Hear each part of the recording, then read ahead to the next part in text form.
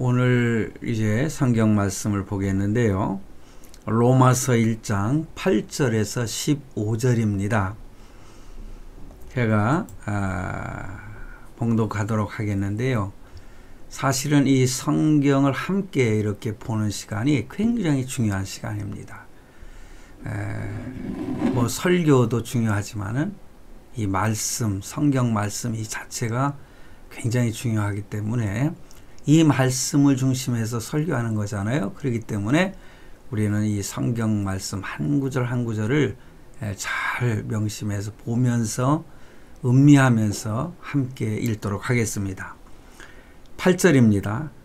먼저 내가 예수 그리스도로 말미암아 너희 모든 사람에 관하여 내 하나님께 감사함은 너의 믿음이 온 세상에 전파됨이로다.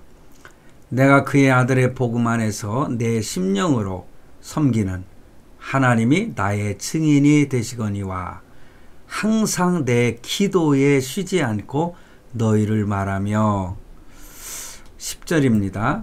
어떻게 하든지 이제 하나님의 뜻 안에서 너희에게로 나아갈 좋은 길 얻기를 구하노라.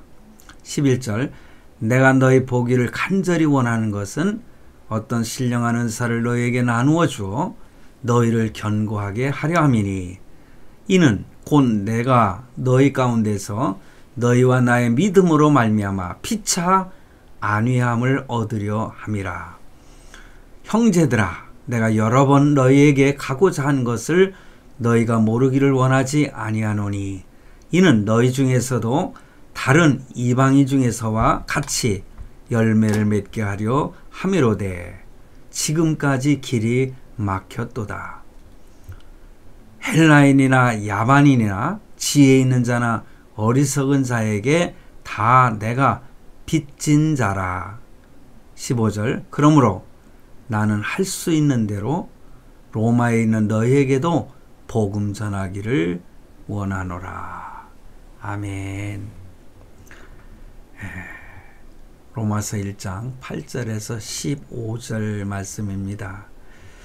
오늘 이 내용을 우리가 여러 면에서 생각해 볼 텐데 오늘 중심 구절이라고 하면은 14절에 나와 있는 헬라인이나 야만이나 지혜 있는 자나 어리석은 자에게 다 내가 빚진 자라 이렇게 표현을 하고 있음으로 인해서 제가 고심을 하다가 제목을 내가 채무자라는 것을 아십니까? 내가 채무자가 되는 거예요. 빚을 진 자라는 거죠. 근데 요즘에 여러 가지 경제적인 어려움 속에서 채무자들이 굉장히 양산되어 가고 있는 것 같아요. 많은 사람이 빚에 시달리는 빚, 그러니까는 찬란한 빚이 아니라 남의 것을 내가 빌려 써서 빚쟁이가 되는 거 아니겠어요? 그런데 세상적인 빚을 말할 수도 있고 오늘 본문 말씀은 영적인 빚, 영적인 채무자에 초점을 맞추겠지만은 그러나 세상적인 빚, 채무도 굉장히 중요한 것입니다. 그런 측면에서 오늘 말씀을 들으면서 혹시라도 세상적인 채무로 인해서 고생하시는 분들이나 어찌됐든 영적으로 채무를 진 우리 영적인 사람들 모두가 오늘 말씀을 통해서 위로가 되고 용기를 얻을 수 있는 힘을 얻을 수 있는 그런 시간이 됐으면 하는 생각을 합니다. 저는요 영적인 채무자인 것은 분명합니다. 이것은 이따 말씀을 드리겠지만은 세상적인 채무로 인해서도 저는 엄청 고통을 겪었던 사람이거든요. 내 의지와는 상관이 없이 또 이렇게 표현하면은 내가 잘못한 것을 인정하지 않고 다른 사람에게 아니면 하나님에게 이렇게 떠넘기는 이상한 표현이 될 수가 있겠지만은 그런 의미는 아니고요. 제가 예배당을 지으면서 어떤 사람에게 여러 가지 그 어려움을 겪었습니다. 사기를 당했다고 표현하면은 옳을지 모르겠는데, 그러므로 인해서 그 세상적인 빚, 예를 들어서 은행 빚이라든가 또 개인적인 사적인 빚이라든가 이런 데서 벗어나고자 해서 건축업자하고 이렇게 법정에서 오랜 기간 싸웠습니다. 그래서 한 8년 동안을 법정 싸움을 했지만은 나에게 얻어지는 것은 없었습니다. 나에게 얻어진다고 한 것은 큰 빚쟁이가 됐다는 거죠. 그래서 개인적인 빚으로 수억을 빚을 졌으니까 그것을 갚을 길이 없더라고요. 그래서 결국에 가서는 나는 개인적으로 돈을 갚을 힘이 없습니다. 여건이 없습니다. 그래가지고 파산 신청을 했더니 그게 받아들여지고 나중에는 면책이라는 것이 있어요. 순서가 그렇거든요. 그 면책까지 받게 됐어요. 그래서 건축업자나 은행에 지은 채무는 모두가 다 탕감이 되었고, 개인적인 빚이 몇 천만 원이 있었거든요. 그런데 다행인 것은 제가 갚지를 못하니까 그 당사자 권사님이, 목사님 그거는 안 갚으셔도 됩니다, 이렇게 저에게 탕감을 해 주었어요. 그렇지만 제 마음속에는요, 그 빚을 갚지 않으면은 견딜 수 없는 그 나만의 그 겪는 고통이 있더라고요. 그래서 참 언제 갚을까, 열심히 돈을 벌어서 갚아야지. 참 제가 돈을 벌면 얼마나 벌겠어요. 그런데 몇 달 전에 다행히 그 빚을 다 채무를 갚게 됐습니다. 그러니 얼마나 마음의 자유로움이 있는지 모르겠어요. 나에게 개인적으로 그 빚을 탕감을 해준 그 권사님도 고맙지만은 하나님께서 그 빚을 또 갚도록 해주신 것이 얼마나 감사한지 지금은 그냥 이렇게 헐헐 나를 것 같은 그런 마음으로 사실은 살고 있습니다. 때가 되니까 하나님은요, 간절히 또 그 빚을 갚았으면 좋겠다는 소원을 가지고 기도했더니 하나님은 또 그 빚을 갚도록 해 주시더라고요. 저 개인적인 문제였지만 여러분들은 세상 살면서 많은 문제들이 있잖아요. 개인적인 것뿐만 아니라 국가적인 문제라든가 정치적인, 경제, 사회 이런 모든 문제들, 우리에게 닥친 그 문제들이 엄청 크지 않습니까? 그런데 우리가 분명히 알아야 될 것은요, 그 문제보다 더 크신 분이 하나님이라고 하는 거, 이것을 잊지 마시길 바랍니다. 하나님이 더 크시기 때문에 극한 것 아무것도 아니라는 거죠. 때가 되면 하나님은 그 문제를 다 해결해 주시는 그런 하나님이라는 거죠. 그래서 참 제가 오늘 성경 구절 한 구절을 제가 더 읽어드리겠습니다. 에레미야서 29장 11절에 보니까는 여호와의 말씀이니라, 너희를 향한 나의 생각을 내가 아나니 평안이요 재앙이 아니니라, 너희에게 미래와 희망을 주는 것이니라. 그 문제보다도 크신 하나님이 어떤 분이시냐, 너희를 향한 나의 생각이라고 하나님이 말씀하시면서 평안이요 재앙이 아니라는 것입니다. 하나님은 우리에게 평안을 주시기를 원하지 재앙을 주시지 아니하신다는 거지요. 그러면서 너희에게 미래 그리고 희망을 주는 것이 나의 생각이다. 하나님의 생각이다. 이렇게 말씀을 하고 있다고 하는 것. 그러니 하나님은 우리를 향한 생각과 계획이 있으신데 그것은 바로 뭡니까? 재앙이 아니라 평강이라고 했습니다. 그렇습니다. 우리 하나님은 내가 어려움과 고통과 문제에 이렇게 눌려가지고 고통스러워할 때도 늘 나와 함께 하시고 동행하시고 결국은 때가 되니까 모든 것들 다 이렇게 청산할 수 있도록 하나님이 역사해 주시더라고요. 할렐루야. 얼마나 감사합니까? 하나님은 항상 인자하심으로 우리를 바라보고 도와주시고 사랑하신다는 사실을 우리는 잊지 말아야 될 것입니다. 그러므로 우리는 이런 하나님을 절대적으로 신뢰해야 되지 않겠어요? 그리고 절대적으로 의지하고 살아가야 되는 것이 아닌가? 그런 성도가 돼야 되지 않는가? 저는 그렇게 생각을 합니다. 자, 이것이 하나님과 우리의 관계에 있어서 우리가 믿는 믿음인 것입니다. 그러므로 하나님의 인자하심을 믿고 의지할 때에 지금 우리의 모든 문제를 견뎌낼 수 있고 이길 수가 있습니다.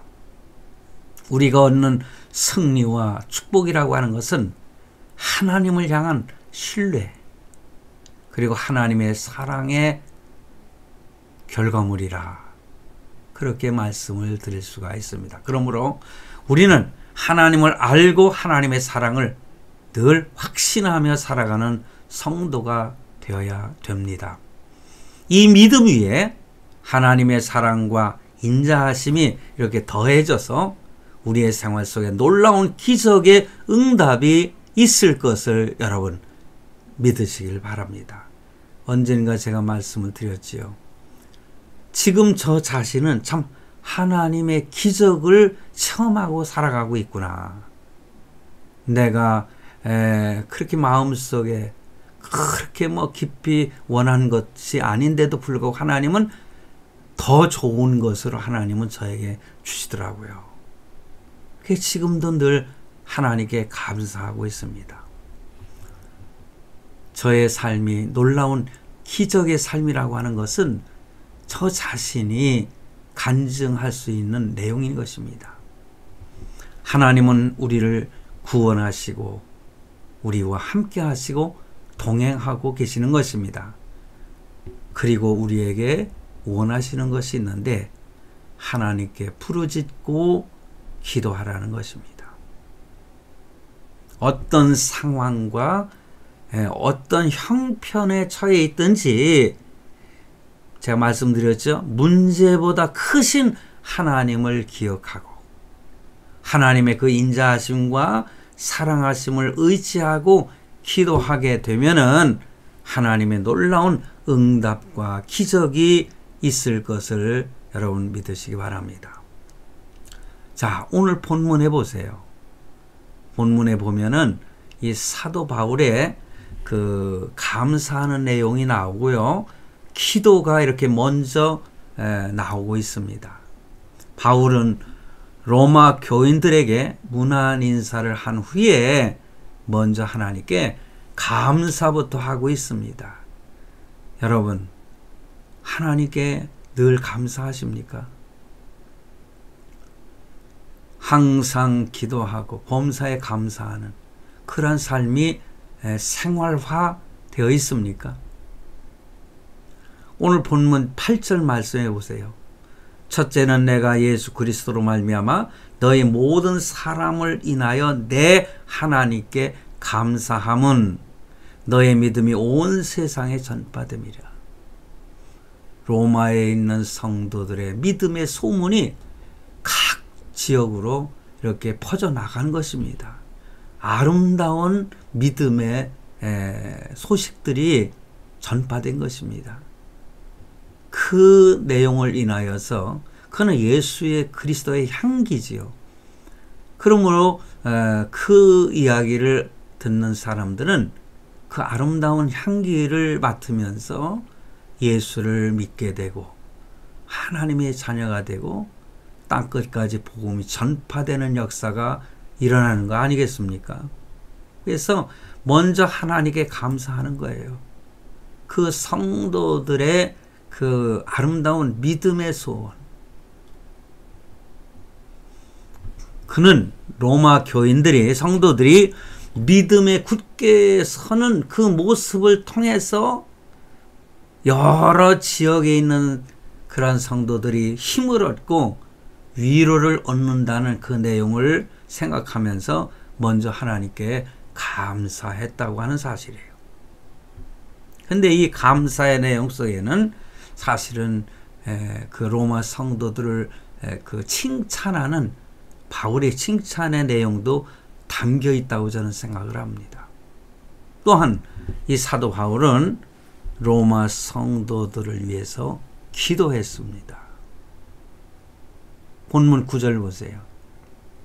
내가 그의 아들의 복음 안에서 내 심령으로 섬기는 하나님이 나의 증인이시거니와. 참 저도 어떤 때 어떤 대화를 나누다가 그 상대가 내 말을 믿지 않을 때에 전 이 말을 종종 사용을 합니다. 하나님이 내 증인이시라. 이런 말 함부로 할 수가 없지요. 진실이 아니면 할 수가 없는 거예요. 내 하나님이 나의 증인이시라는 것. 요즘에 보면은 유튜브를 보면은 가짜 뉴스들이 얼마나 많은지 몰라요. 그리고 텔레비전이나 뉴스를 보면은 그렇게 가짜들이 판을 치고, 얼굴에 철판을 깔고 거짓말하는 그런 사람들, 자기가 거짓말하고 그 자리에서 이게 발각이 됐어도 거기에 별로 신경 안 쓰고 오히려 더 큰 소리치는 그런 모습들. 여러분, 때론 유튜브를 보면은요, 가짜 성경, 가짜 그 내용들, 설교들이 얼마나 많은지 몰라요. 저도 유튜브를 통해서 설교하고 있지만은요, 유튜브를 통해서 많은 사람들이 듣게 되는데 가짜로 말해서는 되겠습니까? 가짜 뉴스를 말해서 되겠습니까? 그런데 요즘에 너무 거짓말이 범람하고 있다고 하는 것 생각할 때에, 그러므로 우리는 하나님이 내 증인이시라고 하는 진실된 말을 하고 살아야 하나님이 그의 삶을 인정해 주시고 복을 주시는 것입니다. 하나님께서는 저의 진실을 알아주시고, 내가 내 욕심으로 나 잘 먹고 잘 살기 위해서 빚을 진 것이 아니기 때문에 하나님은 그것을 다 탕감할 수 있는 길로 인도해 주셨다고 하는 것. 나중에는 개인적으로 빌려서 그 개인적으로 참 이렇게 어려움을 겪게 하는 그런 일이 없도록 하기 위해서 그 빚까지, 그 채무까지 갚을 수 있도록 하나님이 역사하시는 것은, 부족한 사람이지만은 그래도 진실된 마음을 하나님께서 인정해 주신 것이 아닌가, 저는 그렇게 생각하면서 하나님께 늘 지금도 감사하고 있는 것입니다. 그러면서 항상 내 기도에 쉬지 않고 너희를 말하며, 성도들을 위해서 기도하는 목회자의 모습을 보는 것입니다. 목회자뿐만입니까? 모든 성도들에게는 필요한 것이라는 거죠. 하나님께 먼저 감사하면서 하나님께 늘 기도하는 그러한 신앙생활이 되어질 때에 하나님께서는 그것을 기뻐 받으시고 복을 주시는 것입니다. 그래서 로마 성도들을 위해서 항상 쉬지 않고 기도했다고 하는 사도 바울, 뭐라고 그랬어요? 하나님이 내 심령으로 섬기는 하나님이 나의 증인이 되신다, 이렇게 표현을 하고 있습니다. 그러면서도 사도 바울은 뭡니까? 성도들을 위해서, 로마에 있는 성도들을 위해서 굉장히 어려움 속에서도 신앙생활을 잘 이렇게 하고 있는 그러한 로마에 있는 성도들을 위해서 기도할 뿐만 아니라 실제적으로 그들을 만나볼 수 있는 기회를 갖고자 한 것입니다. 그래서 오늘 본문에서도 그랬잖아요. 어떠하든지 이제 하나님의 뜻 안에서 너희에게 나아갈 좋은 길 얻기를 구한다. 하나님, 내가 로마에 가서 성도들에게 실질적으로 복음을 전하고 또 하나님의 말씀을 통해서 위로와 평강을 주고 싶은데, 또 어떠한 은사를 통해서 성령으로 충만케 하고 그들이 성령 충만해서 신앙생활을 잘 할 수 있게 해주기 위해서 그 로마를 향해서 가고자 하는 그 뜨거운 열정이 있었거든요. 그래서 로마에 갈 수 있는 좋은 길을 하나님께 원했습니다. 그런데 보세요. 그는 하나님께 기도한 대로 로마로 갔습니다. 결론은 그거잖아요. 하나님께서 그 기도를 들어주셨어요. 그의 기도대로 로마는 갈 수 있었는데, 그런데 보십시오. 그가 로마로 가는 과정을 보면은 우리가 마음이 좀 찡한 그런 마음을 갖게 돼. 왜냐? 그 소송 사건으로 인해서 사실은 죄인 아닌 죄인으로 꽁꽁 묶여서 간 거 아니겠어요? 하긴 이렇게 수갑을 채워가지고 간 것은 아니지만은, 사실 배에 태우고 이럴 때는 오랏줄로 이렇게 꽉 묶어가지고 태우지 않겠어요? 병사들이. 그런데 이렇게 끌려간 것이죠. 자원에서 여행을 할 수 있는 그런 여건이 되어 있지 않고, 이렇게 소송 사건으로 인해서 로마로 끌려가는 신세, 우리가 볼 때 이것을 좋은 길이라고 할 수 있겠습니까? 실생활 속에서 그런 모습은 좋은 길이 아니었죠. 근데 좋은 길을 위해서 하나님께 사도 바울은 기도했지 않습니까? 가는 도중에 설상가상으로 로마로 가는 그 도중에 배가 파선이 되는 그러한 일을 당하고, 그 강풍으로 인해서, 여러분 사도행전에 보면은 유라굴로라고 하는 무서운 강풍을 만나가지고 배가 파선이 돼서 결국에 가서는 어떻게 됐어요? 자그마한 섬에 잠깐 머물게 되고, 또 그 섬에서 여러 가지 사건들이 있었잖아요. 그러면서 결국은 로마로 가게 됩니다. 그 조그만 섬에서 불을 떼다가 불에서 나오는 그 뱀에 의해서 물렸잖아요. 그러니까는 거기 원주민들이 뭐라고 그랬어요? 야, 죄인으로 끌려가는 저 사람이 정말 죄인인가 보다. 뱀이 그냥 물어서 죽게 되었구나. 그랬더니 그 뱀을 툭툭 털어버리고 마는 거예요. 그러니까는 그 원주민들이 깜짝 놀래가지고 바울을 향해서 신이라고 하면서 이렇게 섬기려고까지 했지 않습니까?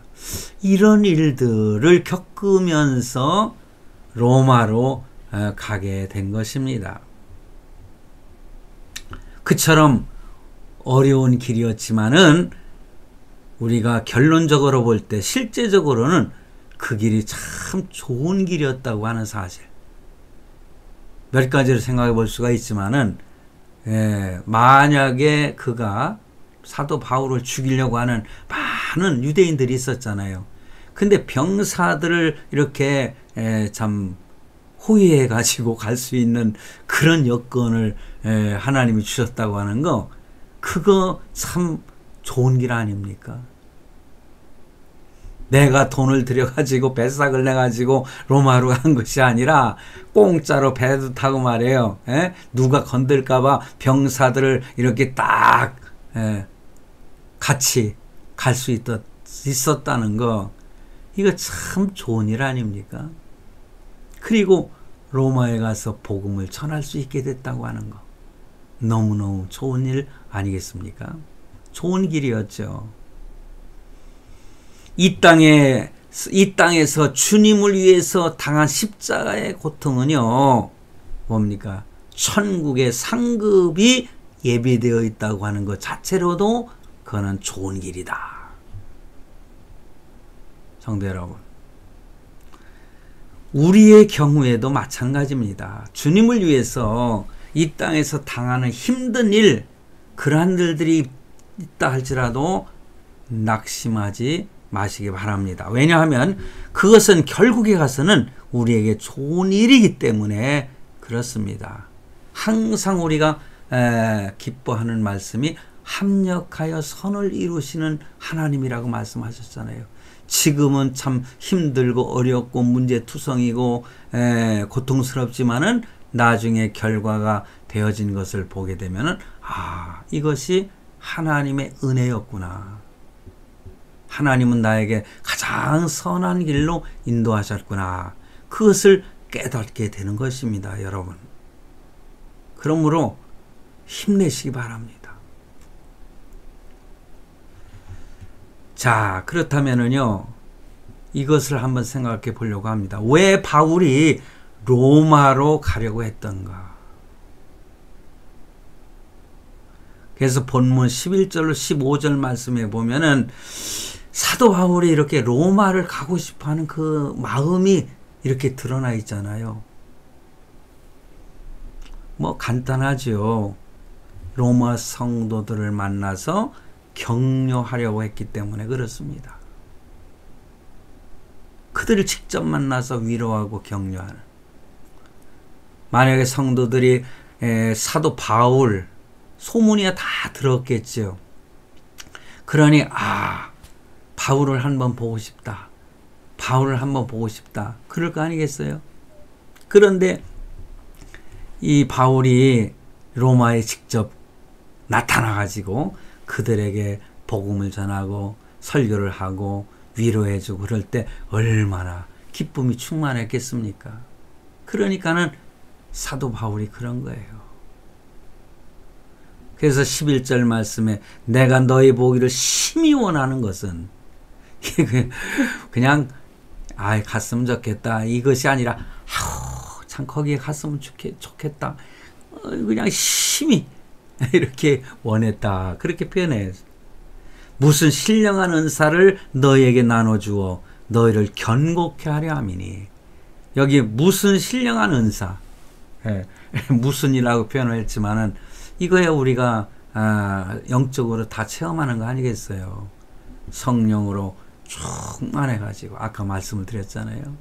힘과 용기를 얻어서 어떤 환난, 고난, 핍박, 자기를 죽이려고 하는 그런 무서운 세력들을 싸워서 이기는 그러한 성도가 되게 하게끔 너희를 견고케 하려 합니다. 그러니까 하나님의 일을 할 수 있도록 그 하나님의 능력을 받게 할 수 있도록 하고자 하는 그러한 목적이 사도 바울에게는 있었던 것이죠. 그래서 하나님의 능력을 받아서 로마 성도들이 믿음과 충성심을 더욱 견고하게 만들어서 헌신할 수 있도록 하는 것. 이것이 주 목적이었다. 그래서 본문 12절에 보니 이는 곧 내가 너희 가운데서 너희와 나의 믿음을 인하여 피차 안위함을 얻으려 함이라. 성도와 목회자, 성도와 이 사도 바울 그 관계 속에서 피차라는 것은 뭡니까? 서로예요. 서로 위로하고 위로를 받고 하는 거예요. 목회자와 성도와의 관계도 마찬가지인 것입니다. 그런데 제가 참 경험을 한 것을 보면은요, 목사도 때로는 참 부끄러운, 하나님 앞에 부끄러운 존재가 될 수밖에 없지 않습니까? 그런데 성도들은 그 목회자들의 그 잘못된 부분만 부각시켜 가지고 욕하고 멀리하고 가까이 하지 않으려고 하는 그러한 부분들이 있더라고요. 제 경험으로 보면은요, 저에게 참 그 뭐라고 할까, 수모를 주고 힘들게 하고 거짓말도 하고 한 이런 성도들이라 할지라도 저는 그것을 이렇게 포용할 수 있는 마음을 가지고 있거든요. 목회자에게는 이런 심성을 하나님이 주신 것 같아요. 제가 과거에 재직회라든가 공동회라든가 이런 거 하다 보면은 그때 일어나가지고 막 공격하는 그러한 마음에 상처를 주는 그런 성도들이 있더라고요. 그런데 그런 성도들도 이렇게 포용할 수 있고 수용할 수 있는 그 모습을 제 아주 잘하는 저의 가까운 친구 집사님이 한 번은 그런 얘기 하더라고요. 야, 너는 그런 말 듣고도 너 그렇게 행동할 수 있어? 그러면 어떡해? 그럼 미워하지 않아? 미운 마음은 없어. 그냥 그가 올바로 서서 신앙으로 바로 섰으면 좋겠어. 그랬더니 이 친구가 하는 소리가, 야, 정말 너는 천상 목회자라구나. 글쎄요. 마귀 새끼도 저 귀신하고 싸웠다고 그랬잖아요. 그 귀신도 저에게 그 욕을 하는 게 뭔지 압니까? 너는 정말 참 목사요, 참 하나님의 종이요, 이런 식으로 저를 막 욕을 하더라고요. 이거 내가 날 칭찬하는 건지 모르겠네. 전 그런 것도 귀신한테 칭찬 들은 건지 공격을 당한 건지. 그런데 제 사랑하는 그 친구 집사님을 통해서도 저보고 너는 천상 목회자라구나, 그런 칭찬도 받았다니까요. 지금도 그 친구하고는 지금도 늘 가까이 하고 있습니다. 위로받고 저는 힘을 얻습니다. 그 친구에게. 여러분, 이렇게 피차에 서로가 위로해주고 하는 주고받고 하는 관계가 가장 아름다운 관계가 아니겠습니까? 사도 바울이 로마로 가기를 원한 것은 이렇게 사도 바울의 그 삶과 말씀을 통해서 로마 교인들에게 또한 격려해주고 격려도 받고, 또한 로마 교인들의 믿음과 충성이 참 견고하게 되는 모습을 통해서, 좀 전에 말한 피차라는 말 있잖아요. 역으로다가 바울이 오히려 격려를 받기 위해서 가고자 했던 것이다. 그렇습니다. 바로 이 성경 구절은 이 성도 간의 교제와 교통이 얼마나 중요한 것인지를 잘 알려주고 있습니다. 여러분들 신앙생활은 어떻게 하시고 계십니까? 성도와 목회자의 관계뿐만 아니라 성도와 성도 간의 관계, 형제와 형제 간의 관계, 또 부모와 자식 간의 관계 속에서도 이렇게 서로 위로해주고 또 칭찬해주고 때로는 내가 이렇게 위로를 받는 이런 관계 속에서 신앙이 더 돈독해지고 더 성숙해져 가는 것입니다. 이것이 하나님이 우리를 향한 바라고 계시는 뜻이다. 저는 그렇게 생각해요. 본문 14절 말씀에서도 형제들아, 내가 여러 번 너희에게 가고자 하는 것을 너희가 모르기를 원치 아니하노니, 비밀로 할 건 없잖아요. 이는 너희 중에서도 다른 이방인 중에서와 같이 열매를 맺게 하려 함이로되. 그러니까 다른 교회 성도들 보니까 믿음의 열매를 많이 맺고 있는데 로마에 있는 성도들은 아직 복음이 전해진 지가 얼마 안 돼가지고 굉장히 약한 믿음을 가지고 있는 성도들에게 견고하게 만들어서 더 성숙되어서 하나님 앞에 많은 열매를 맺게 하려 한다. 그런데 지금까지 길이 막혔다. 결국은 가지 않습니까? 로마로. 그래서 이 말씀을 묵상하면서 이 목회자에게 가장 중요한 것은 성도들이 열매 맺는 삶을 살게 하는 것, 이것이 굉장히 중요하구나. 부족하지만은 이 설교를 듣는 성도들이 마음의 위로와 힘을 얻고 하나님의 은혜를 받아서 신앙생활에 있어서 여러 열매를 맺는, 전도의 열매, 기도의 열매, 사랑의 열매, 이런 열매를 많이 맺는, 물질의 또 열매도 맺고 구제하고 선교하고 하는 이런 일들을, 열매를 많이 맺는 성도들이 되시길 바랍니다. 그래서 이런 선한 목적을 위해서 사도 바울이 로마로 가기를 애썼지만은 그 길이 막혔다. 결국 하나님은 그의 기도를 들어주셨고 그는 로마에 가서 복음을 전하고 그랬습니다. 그런데 오늘 또한 이 말씀을 통해서 우리가 깨달을 수 있는 것은, 하나님께서는 때로는 더 좋은 것을 주시고 더 큰 일을 위해서 길을 막는 경우도 있다고 하는 거.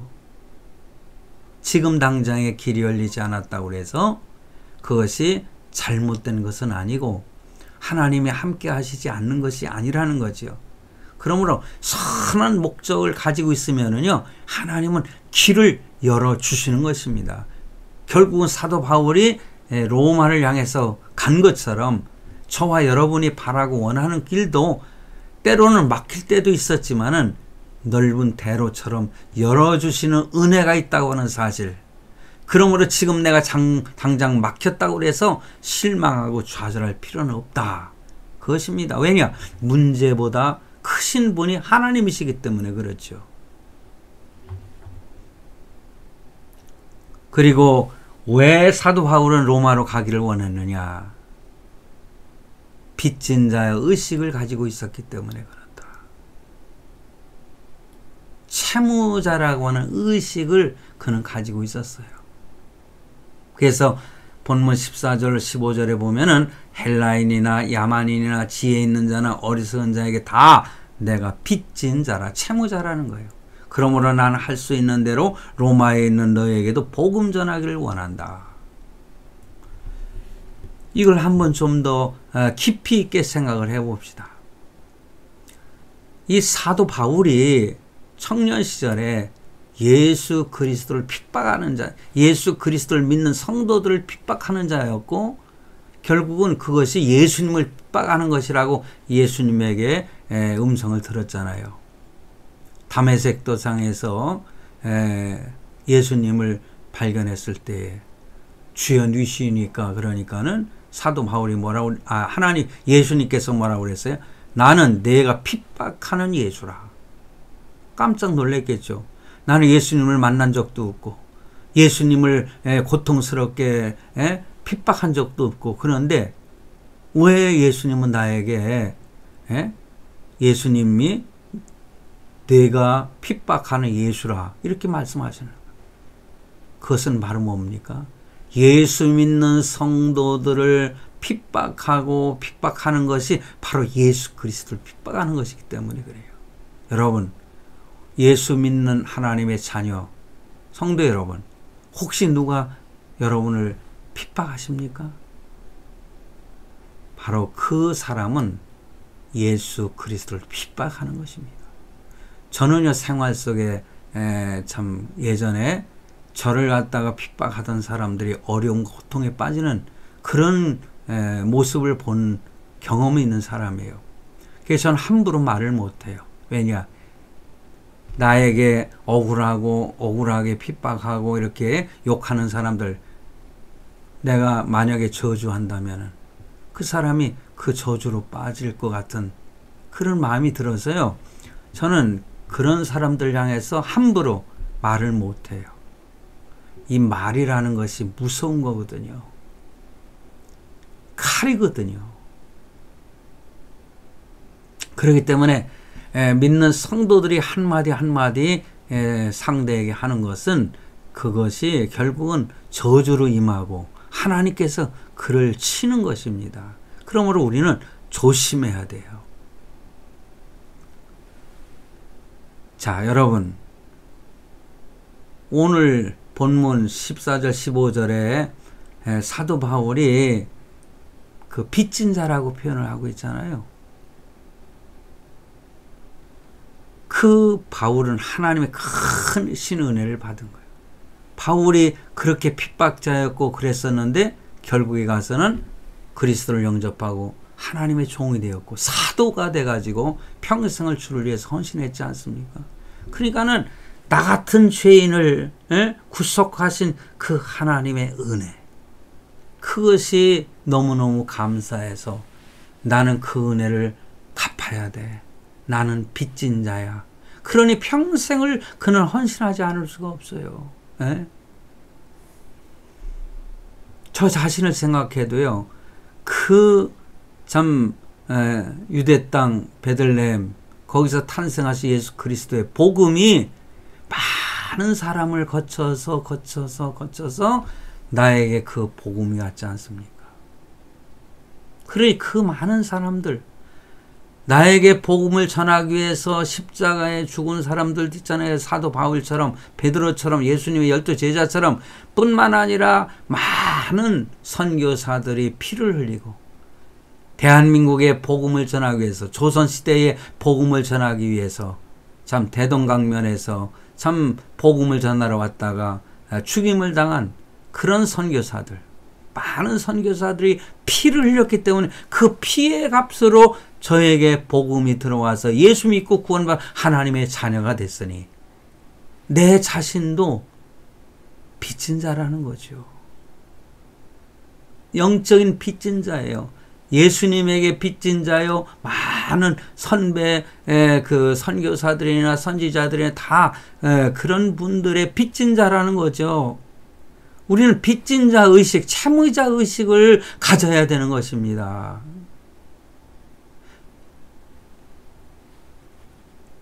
그렇잖아요. 그래서 그 빚진 자로서 할 수 있는 대로 로마에 있는 너희에게도 복음을 전하기를 원한다. 그러니 저와 여러분도 그 빚을 갚는 길이 뭡니까?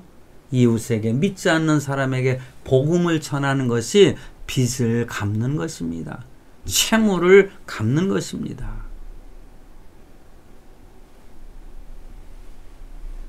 그래서 사도 바울이 이 하나님의 크신 은혜를 생각하고 누구에게나 빚진 자, 채무자 의식을 가지고 힘써 복음을 전했는데, 바로 로마에 있는 교인들에게도 복음을 전함으로 그들의 믿음이 더욱 견고하게 되기를 원했던 것입니다.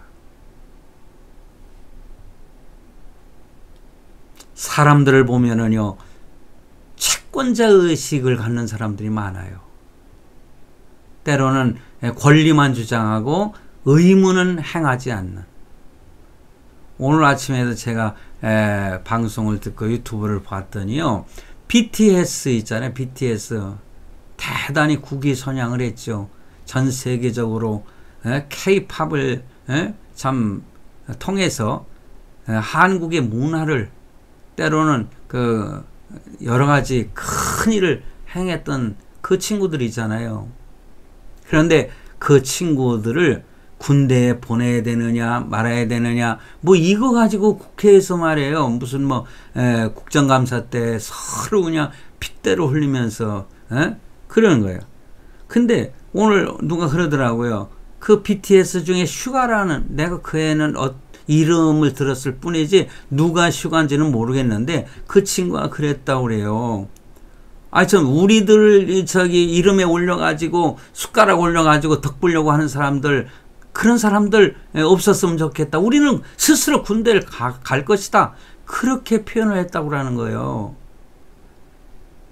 4대 의무 중에 하나잖아요. 대한민국 국민들이라면은 저도 군대에 갔다 왔잖아요. 36개월 동안이나 군대에 가서 열심히 나라를 위해서, 민족을 위해서 국방 의무를 다했단 말입니다. 하긴 뭐 금메달을 따고 그 하면은 면제해주는 것이 있었죠. 그거는 과거에 우리가 힘들고 어려웠을 때에 참 이 올림픽에 나가서 금메달을 따면은 많은 국민들을 기쁘게 해주는, 그럼으로 인해서 그런 상품을 만들어 놓고 금메달을 따라, 그러면 너희는 군대에 면제시켜 주겠다 하니까는 그냥 열심히 해가지고 금메달을 따고 면제당한 체육인들도 있었잖아요. 그런데 우리는 권리보다는 의무를 더 먼저 이렇게 준행할 수 있는, 감당할 수 있는 그런 사람이 되어야 되는 것입니다. 그러므로 채권자라고 하는 의식보다는 채무자의 의식을 가지고 살다 보면은 하나님은 그를 더 기뻐 받으신다고 하는 것이죠. 이 채권자 이런 사람들은 다른 사람에게 모든 책임을 돌리는 이런 이상한 성격을 가진 사람들이 많더라고요. 여러분, 이렇게 채무자 의식이라고 하는 것, 빚을 지게 되면 어떻습니까? 남의 것을 빚을 갚으려고 하는 그 마음이 간절하지 않겠어요? 제가 말씀을 드린 것처럼 저는요, 뭐 이렇게 은행 빚이나 건축 회사 이런데 그거는 탕감을 받아 면책을 받아가지고 평안해졌지만, 개인적으로 제가 빚을 진 것은 그 권사님 얼굴 보기도 참 부끄럽고 미안하고 그냥 그런 마음이 씻어지지를 않더라고요. 결국에 가서는 이제는 모든 것을 이렇게 청산했지만, 그래도 그동안에 참아줬던 거, 참기보다는 나에게 오히려 그 목산이 안 갚아도 돼요 하는 그런 말이 가슴에 박혀가지고요, 평안할 것 같은데 더 힘들고 어렵더라고요. 빚진 죄인이란 말이 있지 않습니까? 빚을 갚지 못하면은 제가 말한 것처럼 만나기도 죄송하고,